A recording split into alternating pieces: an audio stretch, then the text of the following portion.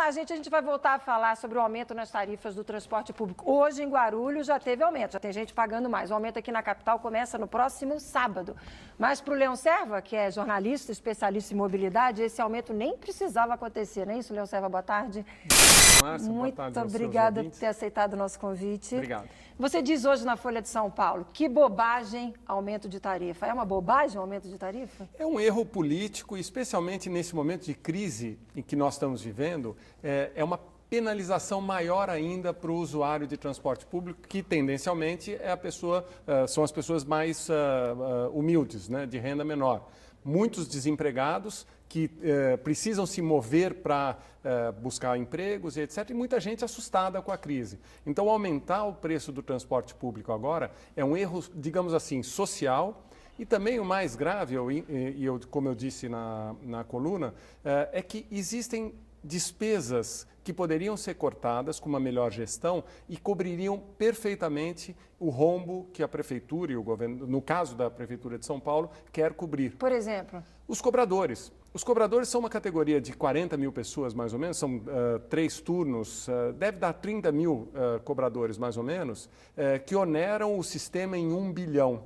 Mas hoje as pessoas pagam a passagem com o bilhete único. Então o cobrador é uma profissão ansiosa, mais ou menos como os ascensoristas de elevador. Mas a questão do desemprego, o impacto social também não é grande? Sim, a gente poderia discutir isso, mas isso é uma questão para o Ministério do Trabalho. Quem cuida de reciclagem de profissões em extinção é o Ministério do Trabalho. Não deve ser o usuário. Então nós estamos com 4 milhões, 6 milhões de pessoas por dia pagando mais na passagem de ônibus para pagar a conta de 30 mil pessoas. É desproporcional, percebe? Entendi. Então, o correto seria fazer um programa de reciclagem profissional para eles, cuidar deles com outras verbas do Ministério do Trabalho, com ou da outros Secretaria, encaminhamentos profissionais? E não com a passagem de ônibus. E outras medidas que você diz que poderia melhorar a gestão para evitar o aumento de passagem, de que maneira? A fraude é muito grande. Ainda existe muita fraude no bilhete único. A prefeita Fernanda Haddad, por exemplo, deu 800 mil benefícios desde que assumiu. Benefícios para 800 mil pessoas. Principalmente para idosos de 60 a 65 anos, os homens no município de São Paulo pagavam a passagem e agora passaram a ter gratuidade. O que acontece? É muito frequente o bilhete único ser usado por uma pessoa que não precisa. Então, o bilhete único de um idoso ser usado por uma outra pessoa, o bilhete único de um estudante, que paga meia ou inteira, dependendo do estudante, ser usado por outras pessoas. Ou seja, com falta de educação, a pessoa acaba pagando mais, né? Isso. Então, com fraudes, evitando essas fraudes. E, por fim, tem uma coisa muito importante. O bilhete único é subsidiado principalmente com o IPTU do paulistano. Mas ele é muito usado por gente de outros municípios. Isso, em outras cidades do mundo, uma autoridade metropolitana equaliza essas questões. Então, reembolsa a cidade que mais subsidia, arrecadando nos municípios vizinhos. Certo. Em São Paulo não existe autoridade metropolitana. Então, o IPTU do paulistano paga, por exemplo, o desconto para outros municípios, para outros... Quando uma pessoa de São Bernardo, por exemplo, vem a São Paulo, ele paga um bilhete único com subsídio pago pelo IPTU do paulistano. Isso é incorreto, vamos dizer. Sempre foi assim? Há muito tempo é assim? É que a prefeitura não subsidiava antigamente. Até o governo Celso Pitta, a prefeitura não subsidiava a passagem de ônibus. Como nos outros municípios do Brasil, o ônibus é sempre pago com a tarifa. Isso vale para o Rio de Janeiro, vale para Aracaju, para todas as cidades do Brasil, São Bernardo do Campo, Osasco. Em São Paulo há um subsídio. Esse subsídio começou a partir do governo Marta Suplicy. E esse subsídio é pago com o IPTU do paulistano, não com a passagem. A ideia é boa, né? A ideia é boa, incentiva o uso do transporte público, mas hoje o paulistano está pagando a conta desse incentivo para todos os outros moradores. E existe moradores. A expectativa de se criar, de ter essa autoridade metropolitana que você comenta? O governo do Estado de São Paulo, durante o governo da administração José Serra, tentou implantar. Mas há sempre uma resistência, os prefeitos dos municípios sentem como se estivesse perdendo força. Então, a princípio...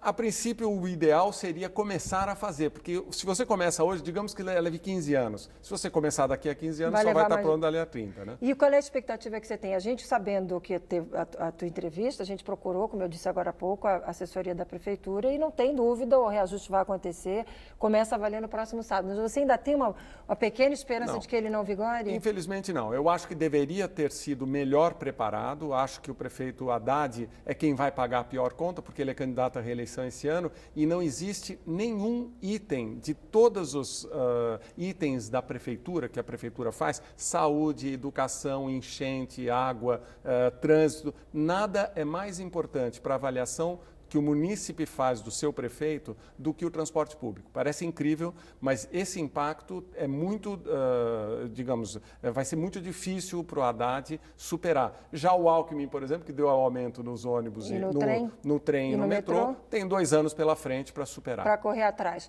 Para a gente encaminhar aqui para o fechamento do nosso bate-papo, a questão do Uber, nesses últimos dias agora de 2015... Pegou fogo, né, Márcia? Pegou fogo. Como é que você está avaliando tudo isso? Eu acho que o prefeito fez uma boa medida. O que ele fez? Quer dizer, ele, em primeiro lugar, reforçou o táxi da cidade. São Paulo tem 35 mil taxistas, a demanda é por 80 mil táxis. O que ele fez? A primeira medida que ele fez foi criar uma nova categoria de táxis, pretos. Diz que vai fazer emissão de 5 mil alvarás de tempos em tempos até atingir um ponto de equilíbrio. Isso é bom, é uma categoria nova de táxi e vai dando emprego formal para os taxistas informais, que são muitos, os motoristas de frota, aqueles que alugam alvará, que vivem uma situação muito horrorosa. Eles já começam a semana, o mês devendo, né? Exatamente. Eles sentam para trabalhar pensando, estou devendo, tenho que correr atrás. R$200 por dia, todos os dias. É ingrato isso. Agora, por exemplo, você pega feriado, ninguém pega táxi, R$200 por dia. É muito ingrato.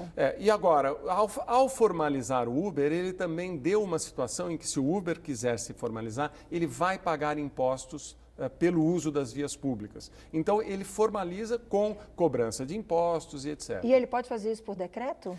Olha, essa é uma discussão importante, porque a Câmara Municipal passou uma lei proibindo o Uber. Então, agora, eu acho que por decreto ele não pode.